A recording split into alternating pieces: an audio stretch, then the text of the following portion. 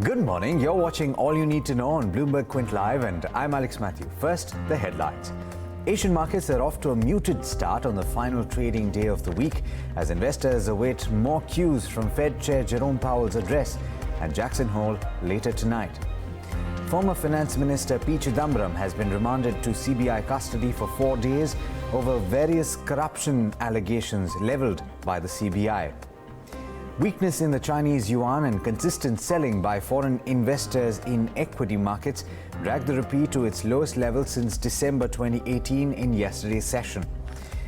The Central Board of Direct Taxes has clarified that small startups with a turnover of up to 25 crore will continue to get a tax holiday as promised, adding that the amount was reasonable for profit-linked deductions. And the Indian Railways Catering and Tourism Corporation, or the IRCTC, has filed a draft application with the market regulator SEBI for an IPO. Now, the government seeking to raise close to 600 crore rupees through the proposed offer for sale. Let's talk about the US markets now. They ended mixed as a slide in technology companies offset a rally in bank shares.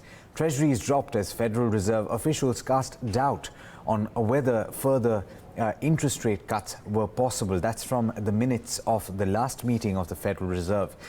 Renita Young of Bloomberg News gives you the highlights of that Wall Street session in this report.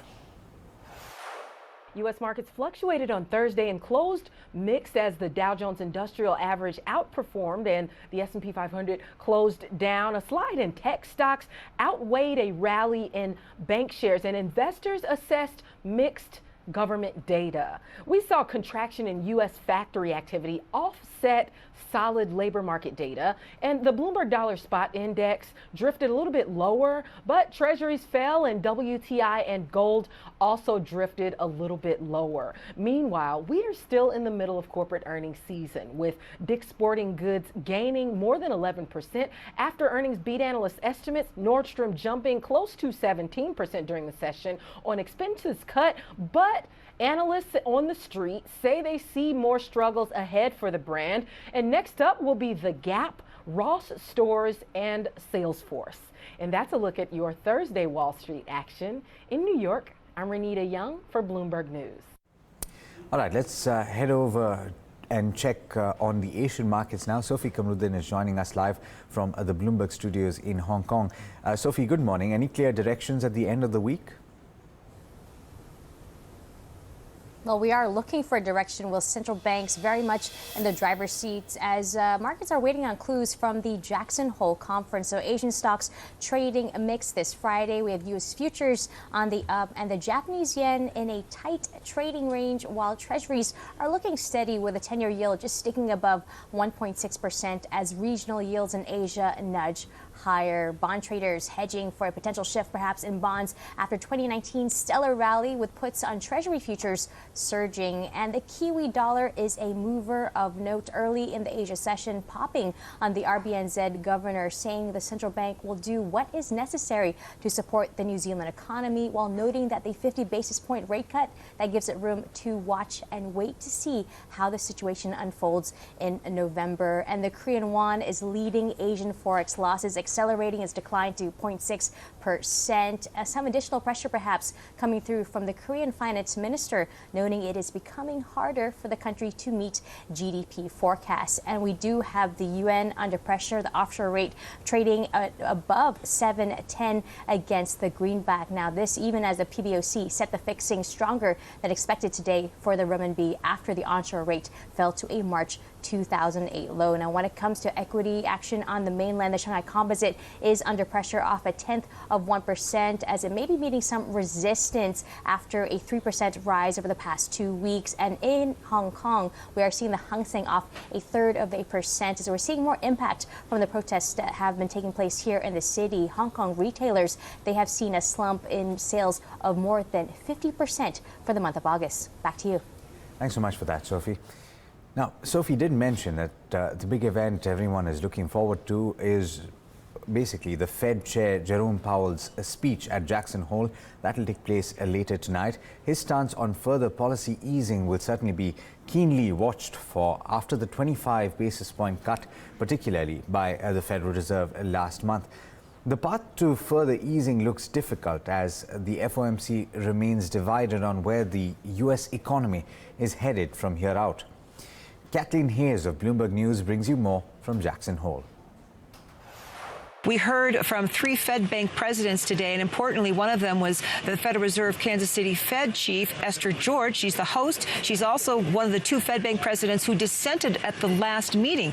Basically, she said she doesn't see the need for accommodation now. She thinks the economy is still solid, and she's not going to move because of signals of distress from the markets. Let's listen.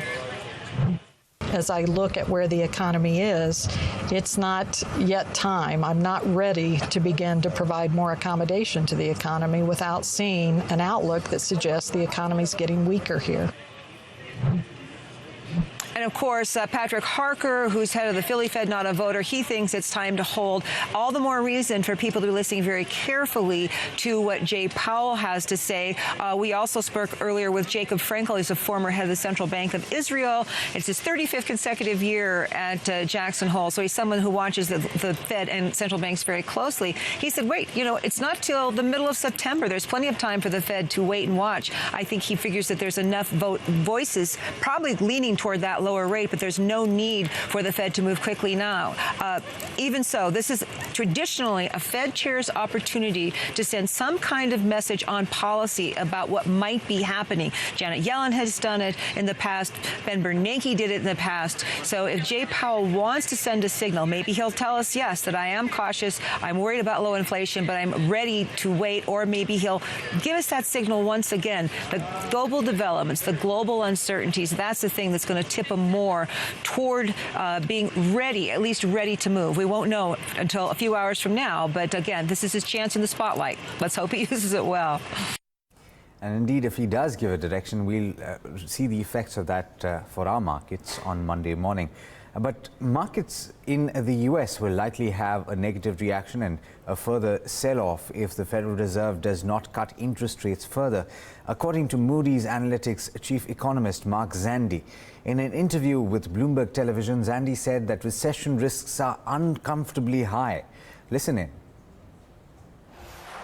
I think that's a fair assessment. I think if the Fed doesn't hit market expectations, and the market expects a rate cut in September and 2 more rate cuts after that, if the market doesn't hit those expectations, if the Fed doesn't hit those market expectations, then markets will sell off, stock prices will decline, credit spreads will widen, the value of the dollar will increase, and it will shake an already very shaky economy. So, yeah, I think the Federal Reserve really has to follow through here and hit those expectations.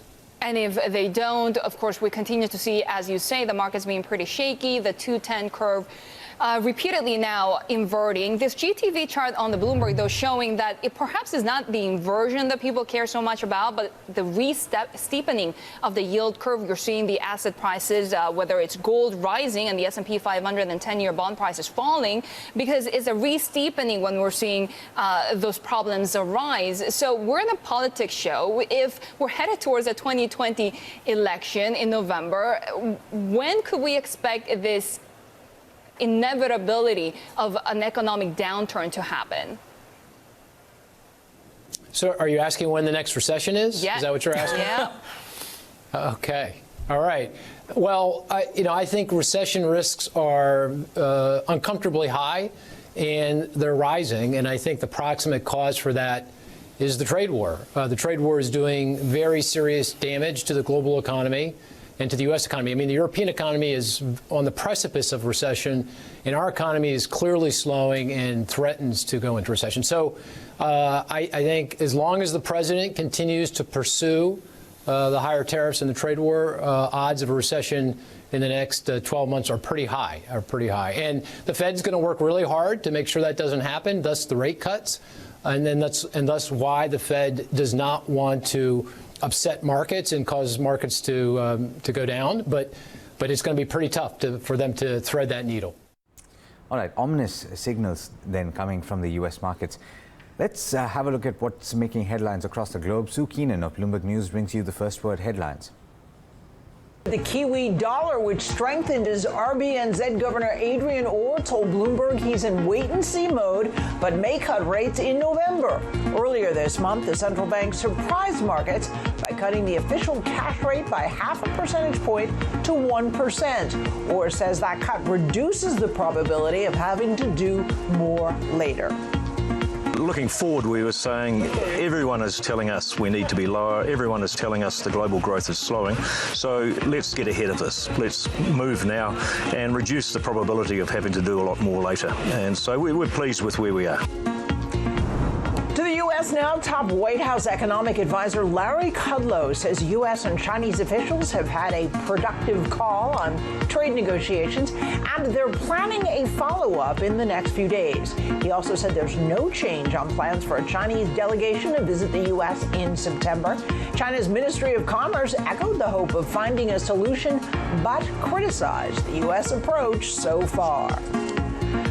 Meanwhile, reports from China say the reason a worker at Hong Kong's UK consulate was detained on the mainland was because he visited a prostitute.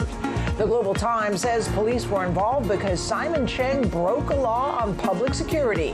The charge carries a sentence of 10 to 15 days and a potential $700 fine. The paper offered no evidence against Cheng, but says he asked police not to tell his family about his detention. The center-left Democrats in Italy have until Tuesday to form a coalition with the anti-establishment Five Star Movement.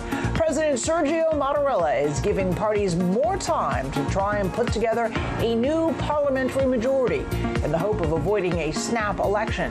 Failure to form a stable administration would add to Italy's economic woes, with the budget due in the coming weeks. Global news 24 hours a day, on air and at TikTok, on Twitter, powered by more than 2,700 journalists and analysts in more than 120 countries. I'm Sue Keenan. This is Bloomberg. All right, let's turn to the Indian markets now. Agam Vakil is here to tell you all about the day's trade today and also what's happening in the futures and options space. Agam, we saw quite the session yesterday, major cuts. Should retail investors be bracing for the worst at the end of the week? Well, unfortunately, Alex, a lot of technical indicators turned for the worse after the kind of move that we saw in the indices. So it's anyone's guess, but for now, things are not looking very pretty. And, well, you know, those whispers are turning louder when it comes to global recession, as you have heard just a few minutes ago. That said, you know, without delving into it further, we do have some weakness. In fact, the Nifty down by around 1.5%. Mid-cap and small-cap indices showing that kind of pressure and that underperformance evident in the indices too, as was the case for the banking indices. How are our ADRs doing for now? You know, it's not looking like a very good picture, considering more weakness in Vedanta, ICICI Bank, HDFC Bank, Tata Motors, all declining substantially in trade abroad. And save for Dr. Reddy's, we don't have any respite for some of these stocks. But let's move on and talk about your fund flows on expected lines. We saw FIs withdraw stock worth around 900 crores. Though DIS did buy some stock, we're going to keep an eye on this one. Let's move in and talk about some of your other factors where you do have Nifty contributors in HDFC Bank, HDFC Limited, ICICI Bank, Reliance Industries, all the usual suspects, providing the bulk of losses though. And of course, the others also contributed to another 100 points in terms of, well, declines on the indices. Coming down to futures and options space, well, things have certainly changed for the worse. Now, we don't have too much change in the open interest for the Nifty futures, but the Bank Nifty futures are seeing an increase of 11% in OI. So watch out for that. Moving on, let's also talk about your open interest distribution. And as one might expect, it's 11,000 call now, which is going to see a little more writing, considering we are now way below that mark. And that will be evident in your change in open interest as well. That's what's playing out, writing in the 10,900 and 11,000 calls. Naturally, the VIX rose to around the mark of 18, so keep an eye on that one. The put call ratio must have fallen to around, okay, so it hasn't, it's actually a neutral level of 1. And moving on, let's also talk about stocks. Diwan Housing Finance, IDBI Bank remain in the F&O ban. And besides those, we have a lot of pressure in LIC Housing Finance Maharaja Batteries, Apollo Hospitals giving up some of the gains that it has made of late, and NMDC continuing to show weakness. In terms of those stocks which are seeing unwinding, were Sun Pharma, UP a little bit less soft, among a few others, which are seeing some amount of traction. But on the whole, Alex, the internals are not looking very good, and well, traders should brace themselves for a little bit more volatility, if not weakness, in today's job trade. Thanks so much for that, Agam. All right, let's also talk about the Indian rupee, which fell to its lowest level since December 2018 on Thursday, dragged by a weaker Chinese currency and continued foreign investors selling in the domestic equity markets. Agam pointed out 900 crores, over 900 crores was the net selling number in yesterday's session, and they've net sold on every day in the last month, apart from a couple of days when they bought. Now, the Indian rupee opened at 71.6 against the dollar and weakened through Thursday's trading session. It fell to an intraday low of 71.97, just below that 72 mark, but recovered marginally to close at 71.80 against the dollar. The rupee has been the worst performing Asian currency in the last month, depreciating by over 4% against the dollar. However, on a year-to-date basis, the rupee's performance is more or less in line with the other Asian currencies, which have weakened against the dollar against the backdrop of the ongoing trade war between the US and China. All right, Somit Sarkar is joining me now to tell you all about the stocks in news. Somit, welcome back. What are the stocks on your list today? Well, firstly, I'll start off with Sun Pharma because that stock will remain in focus because the company has received an approval from US FDA for a new drug. Secondly, Pidilite Industries. Now, the company has commissioned a new manufacturing facility in Bangladesh. Now, this is the second facility that the company has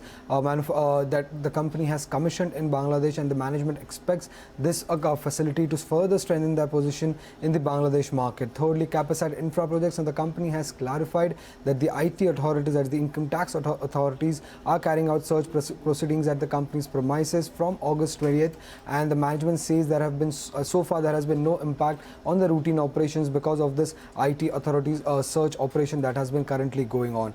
BHEL will also remain in focus because CRISIL, as a rating agency, has revised its outlook on the long-term bank facilities of the company to negative from stable. Also, Future Retail will remain in focus because Amazon Group has agreed to invest in Future Coupons, that is the promoter group company of Future Retails, for acquiring nearly 49% stake in the promoter group company. Also, Amazon has an option to buy all of the promoter stake in Future Retail between the 3rd to 10th year time period. So this stock will continue to remain in focus today. Lastly, couple of bull deals that we need to watch out for. Firstly, LIC Housing Finance or Fidelity Group has sold nearly 1.92 crore shares via a block deal, while the only buyer that we know for this shares were Goldman Sachs, which has acquired nearly 71 lakh shares. Lastly, Alchem Labs, now the Prasid Uno Family Trust, sold nearly 36.6 lakh shares in this in Alchem Labs, while the buyers for these were Aditya Birla Sun Life Mutual Fund and SBI Mutual Fund were the buyers for this. Thanks so much for that, Somit. Now, a Delhi court has allowed 4-day CBI custody of Congress leader P. Chidambaram in the INX media corruption case. Special Judge Ajay Kumar Kuhar asked the agency to conduct medical examinations on the minister as per the rules. The court also allowed the family members and lawyers of the former finance minister to meet him for half an hour every day during the CBI custody. The CBI suspects that Chidambaram and his son Karthi also received kickbacks from other companies to facilitate foreign investment clearances through the FIPB route, which necessitates the former minister's custodial interrogation. Apple is weeks away from releasing a wave of revamped products, including an iPhone Pro, new AirPods, and iPad upgrades. Here's a look at what we can expect from Apple's newest gadgets.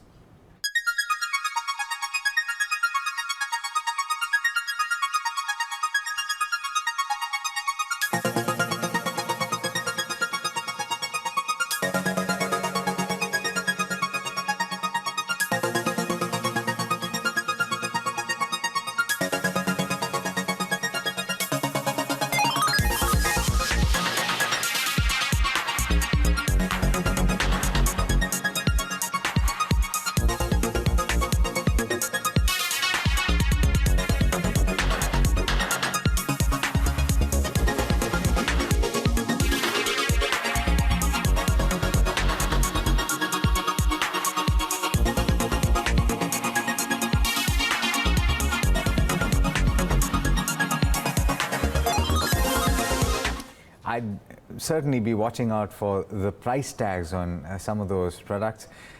But I know a few people who would easily be able to afford not just one, but a lot of those products. Asia's 5 richest families, which of course includes the Ambani family, control more than $187 billion between themselves.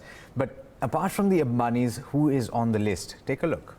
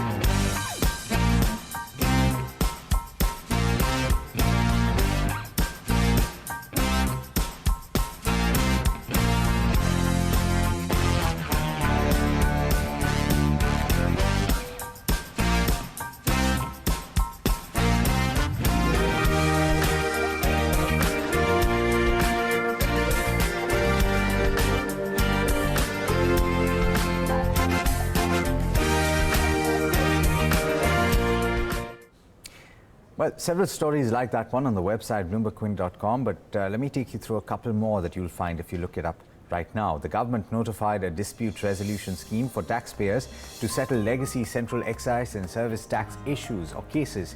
The scheme, which was initially introduced in the budget, allows taxpayers to pay outstanding tax dues without interest, fine or penalty.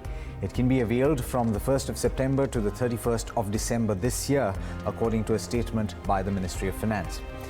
And the Indian Railway Catering and Tourism Corporation, commonly known as IRCTC, has filed draft papers with market regulator SEBI for its initial public offer. The government plans to sell as many as 2 crore shares with a face value of 10 rupees each in the offer for sale. That's all you need to know going to trade today. Do stay tuned. There's a lot more coming up in just a short while. This is Bloomberg Quint.